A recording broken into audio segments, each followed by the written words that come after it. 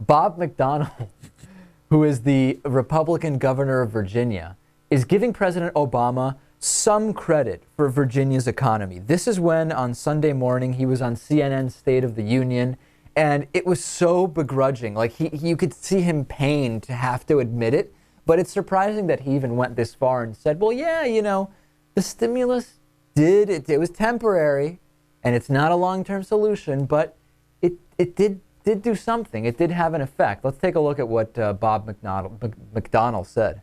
McDonald. It's hard to it's McDonnell. Yes. That's really the correct name. Thank you, Lewis. President Obama at all for the good fortune that Virginia has? He's done nothing at all to help you all? Well, I would ask you, what would you point to that would lead you to say that unemployment? The only thing I can say is he had nearly $1 trillion in stimulus, and that was one-time spending. Did it help us in the short run with health care and education spending to balance the budget? Sure. Does it help us in the long term to really cut the unemployment rate? I'd say no. Okay, so courtesy of Huffington Post Politics on that video there, Lewis. So basically he's saying, yeah, you know, it did do something. It actually helped with health care and education and spending to balance the budget. But long term, it's not going to cut the unemployment rate. So it's interesting to me that he is going off message. Most Republicans sticking to absolutely no positive effect from this, just nothing at all.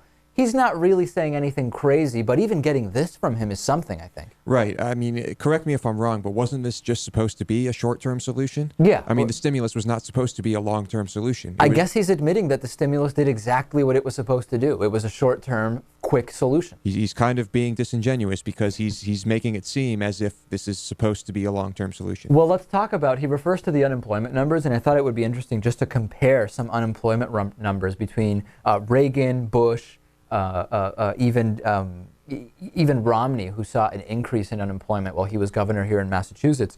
Under Ronald Reagan, unemployment hit a maximum of 11.4% unemployment, okay? Now, under Barack Obama, we were almost a full point lower than that at the highest point. That's not being mentioned. And again, we're not saying Barack Obama is an economic genius. I'm not saying anything other than presenting facts to you that you are probably not getting, which would be interesting facts to know to me. So, for example, when we hear about record high unemployment under Obama, still a point lower than the highest unemployment that we observed under Ronald Reagan.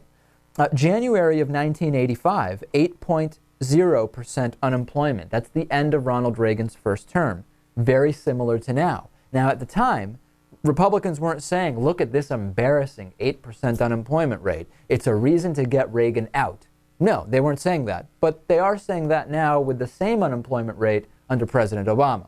Interesting. Right. Well, I mean, what they talk about is a high unemployment rate. They don't talk about the reduction. Well, let's get to the reduction. That's the key point. Lewis, an expert on reductions of all kinds.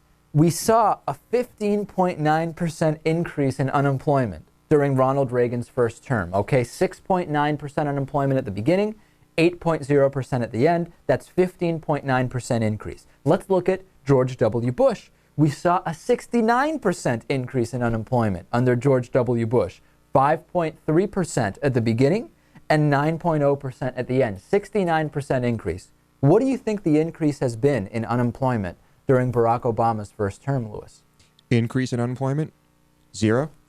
Well, it was a trick question. We've seen a 9.9% reduction in unemployment under Barack Obama since March of 2009. We see a 9.0 down to 8.2, a 9.9% reduction.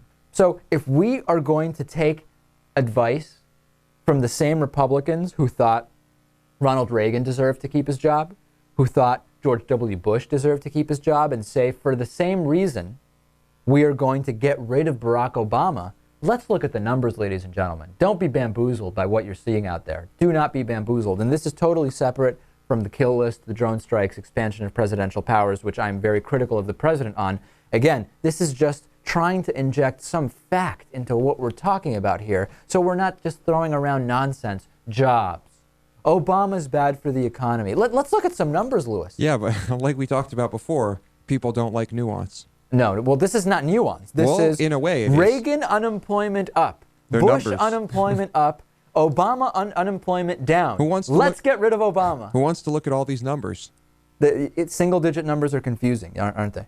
Maybe I should have presented it without the decimal point. I should have just said about 11% up under Reagan, about 70% up under Bush, about 10% down under Obama. Maybe it's Bush that up, Obama down. Decimal points. David Wynn Miller would tell us decimal points are how the government controls the people through the use of punctuation. You know, he might be onto something. President Obama should just turn himself into a prepositional phrase and just avoid the issue of taxes altogether. He should turn himself into a decimal point. Yeah. I don't know what that would do, but it would be strange. It would be a strange presidency. The State of the Union addresses would really be weird. You're not kidding.